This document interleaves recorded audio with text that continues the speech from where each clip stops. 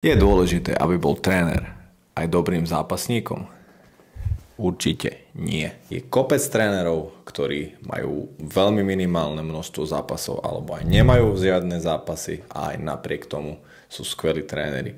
Na druhú stranu si myslím, že aspoň zo pár zápasov nie je úplne na škodu nikomu, hlavne teda trénerom, aby si sami prešli tým, čím si ten fighter prechádza, tým predzápasovým stresom, tým chudnutím a všetkým týmto okolo. Ale vôbec to nie je podmienka a je kopec dobrých trénerov, ktorí nemajú žiadne zápasy, ale naopak je aj kopec dobrých trénerov, ktorí majú veľa zápasov za sebou.